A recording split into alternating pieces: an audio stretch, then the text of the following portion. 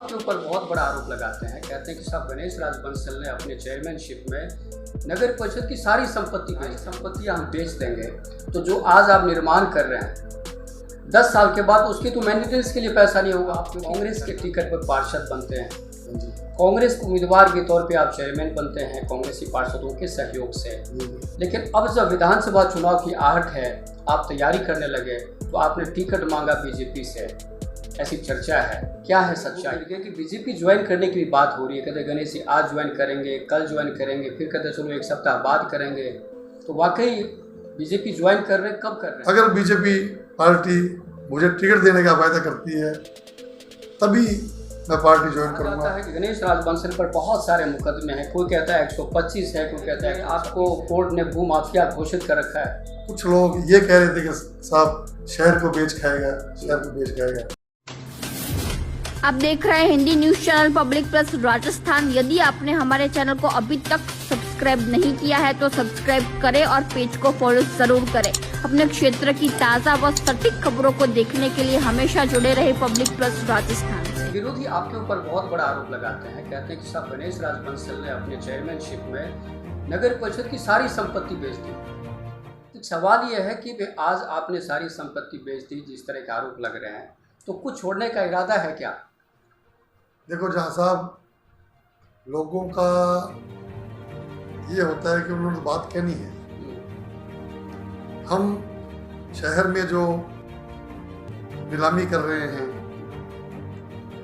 हम लोगों से कब्जे छुड़ाकर जो जमीन पर लोगों ने कब्जे कर रखे थे, कहीं कोई बैठा था, अच्छी नगरपालिका की जो कीमती भूमि थी उस पर भी लोगों ने कब्जे कर रखे थे। हम उन कब्जाशुदा भूमियों को कब्जा मुक्त करवाकर वहाँ पर प्लानिंग कर और वहाँ पर विकास कार्य करके और हम नीलामी कर रहे हैं। 3 गुना कीमत पर हमने प्लाट विक्रय कर रहे हैं। पहले जो सिविल लाइन में 10 लाख का प्लाट नीलामी में नहीं बिकता था, आज वो 30-30 लाख रुपए का बिक रहा है। वो सिर्फ विकास के कारण बिक रहा है। हम जहाँ पर भी नीलामी कर रहे हैं वहाँ पर पहले जो भी मूलभूत सुविधाएं हैं, सड़क, पानी, बिजली, सीवरेज, ये हम वहाँ पर मुहैया कराकर और तभी प्लाट विक्रय कर रहे हैं। आपने देखा है कि हमारी नगर परिषद की नीलामी में लोग बढ़ चढ़ कर भाग लेते हैं। आम लोग को तो कुछ नहीं लेना, लेकिन जो राजनीतिक लोग हैं 2-4, उनका काम यही है कि साहब विरोध करना, तो वो विरोध करेंगे।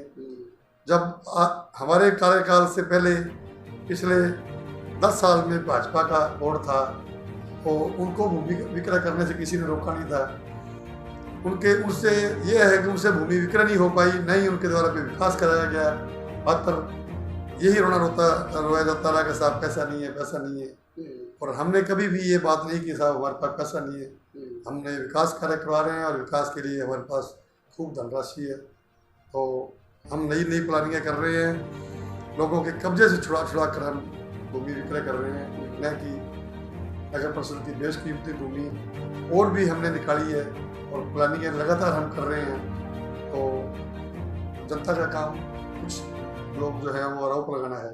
चलिए, प्लानिंग की बात की आपने, और एक प्लानिंग में एक कमी क्यों रह जाती है बार बार कि जैसे नगर परिषद है, आज आपके हाथ में कमान है, 10 साल के बाद सोचिए कि भाई आपने लगभग मान लीजिए जो संपत्ति है, प्रॉपर्टी है, ये आप कह सकते हैं कि बेचने के लिए ही पहले से प्लानिंग है, तो आप उसको बेच रहे हैं। लेकिन जब सारी संपत्तियां हम बेच देंगे तो जो आज आप निर्माण कर रहे हैं 10 साल के बाद उसकी तो मेंटेनेंस के लिए पैसा नहीं होगा, क्योंकि सरकारें तो वैसे ही हाथ खींच लेती है कि साहब जैसे आपको याद होगा वसुंधरा जी जब बतौर मुख्यमंत्री उन्होंने एक बात कही थी निकाय प्रमुखों को कि भाई आप पैसे के लिए हमारी तरफ मत देखिए, आप इनकम ऑफ सोर्स खुद डेवलप कीजिए। तो इसके लिए आपने कोई स्थायी स्रोत डेवलप क्यों नहीं किया नगर परिषद में, ताकि आने वाले समय में कुछ फंडिंग हो, ऐसा हो जो स्थायी रूप से इनकम हो उसका और नगर परिषद के विकास में काम आए? कोई है आपके पास प्लान?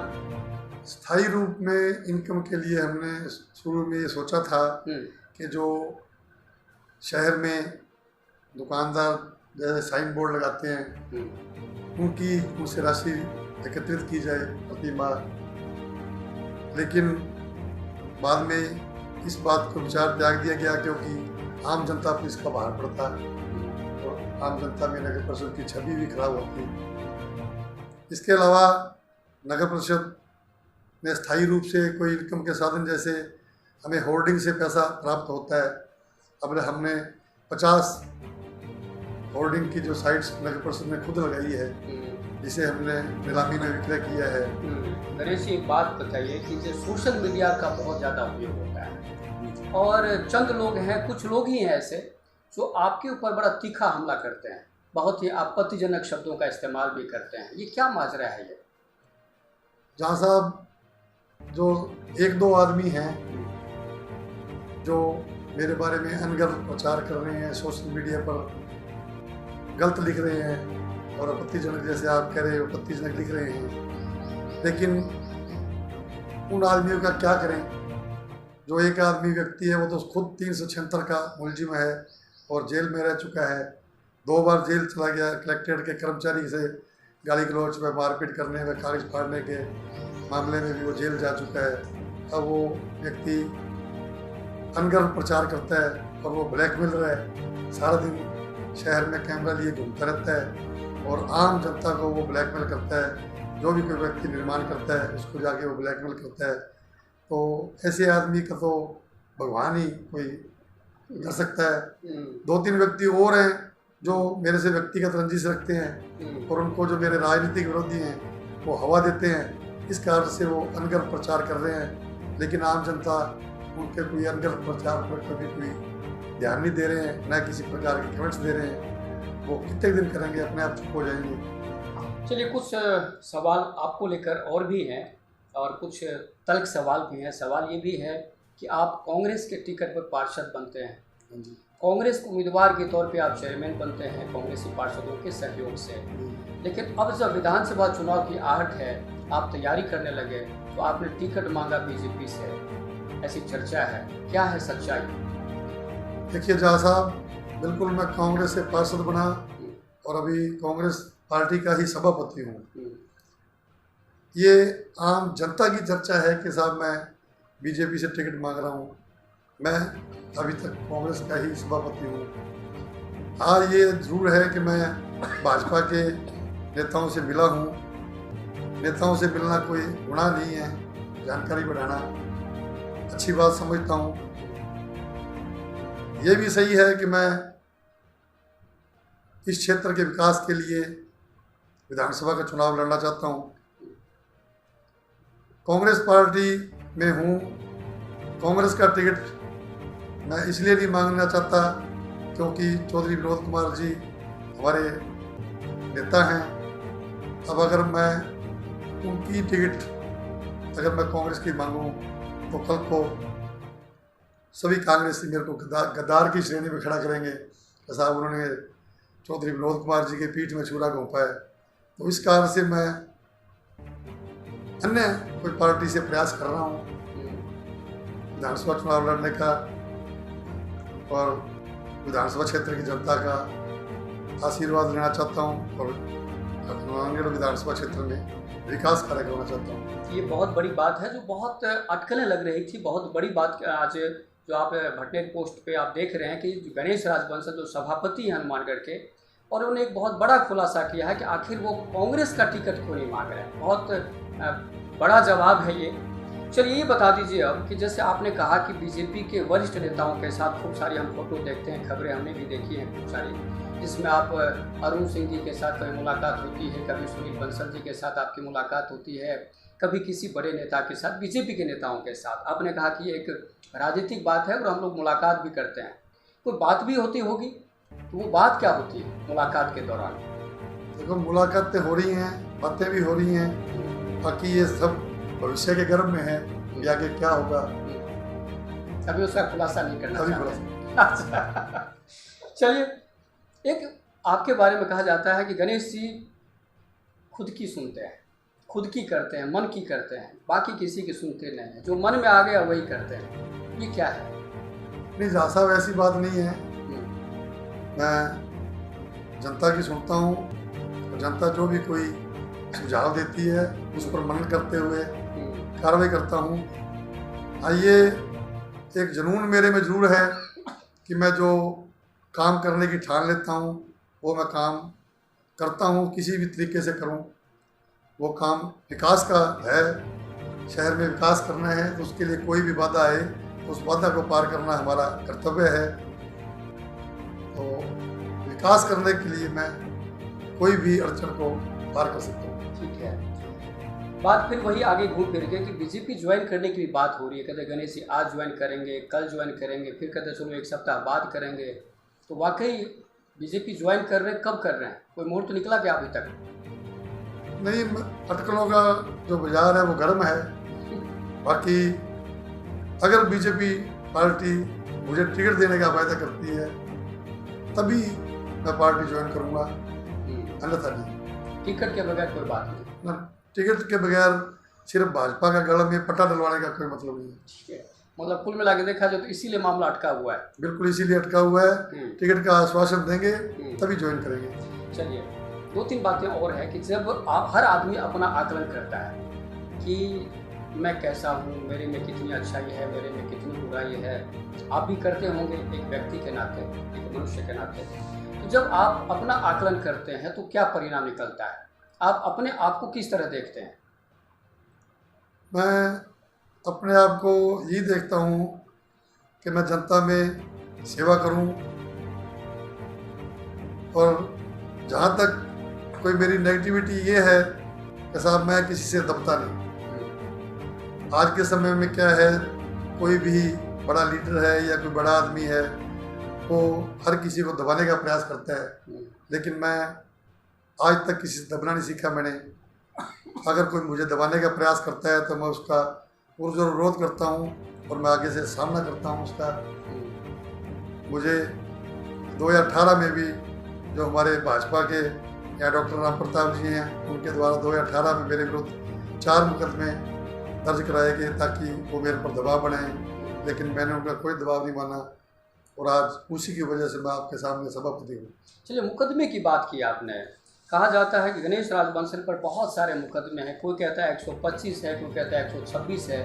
तो सचमुच में कितने मुकदमे हैं आपके ऊपर? जहाँ साहब जो भी मुकदमे हैं, ये जब डॉक्टर राम प्रताप जी खाद्य मंत्री थे तब से ये मुकदमों का सिलसिला स्टार्ट हुआ है।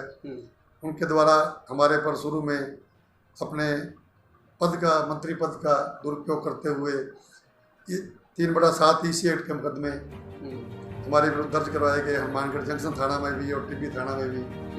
लेकिन उन सभी मुकदमों में पुलिस ने नेगेटिव रिपोर्ट कोर्ट में दी और कोर्ट में वो नेगेटिव रिपोर्ट स्वीकार भी हुई।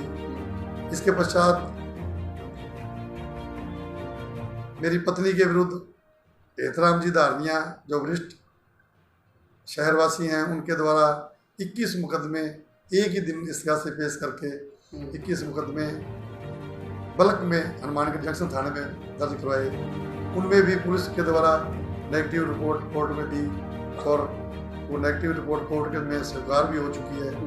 इस प्रकार जो भी मुकदमे दर्ज हुए सब राजनीतिक कारणों से दर्ज हुए और उन मुकदमों में किसी में भी मेरा कोई चालान नहीं हुआ। सभी में FIR लग चुकी है और न्यायालय से स्वीकार भी करीब हो चुकी हैं। मात्र 2 मुकदमे मेरे खिलाफ शेष हैं, इसमें एक मुकदमा जयपुर में जो 2004 में डॉक्टर राम प्रताप जी के द्वारा ही फाइलें चोरी का दर्ज कराया गया था, वो विचाराधीन है।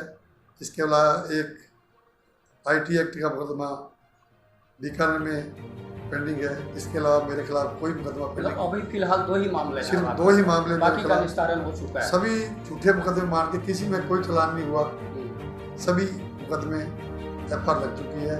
और लेकिन विरोधी ये भी कह रहे हैं कि भाई आपको कोर्ट ने भू माफिया घोषित कर रखा है। नहीं जहाँ साहब, ये गलत है। मुझे इन्हीं राजनीतिक कारणों के चलते यहाँ के डॉक्टर रवि जी पुलिस अधीक्षक आए थे, उन्होंने राजनीतिक कारणों से ही दबाव के कारण SHO पर दबाव देकर भूमाफिया की रिपोर्ट करवाई एवं पुलिस अधीक्षक महोदय के द्वारा भूमाफिया घोषित किया गया। उस आदेश को मैंने माननीय उच्च न्यायालय में चैलेंज किया। माननीय उच्च न्यायालय ने पुलिस का पक्ष सुनते हुए उस जो वो भूमाफिया के आदेश को निरस्त कर दिया है। ये करीबन 2 साल पहले उस भूमाफिया का जो आदेश है वो निरस्त हो चुका है।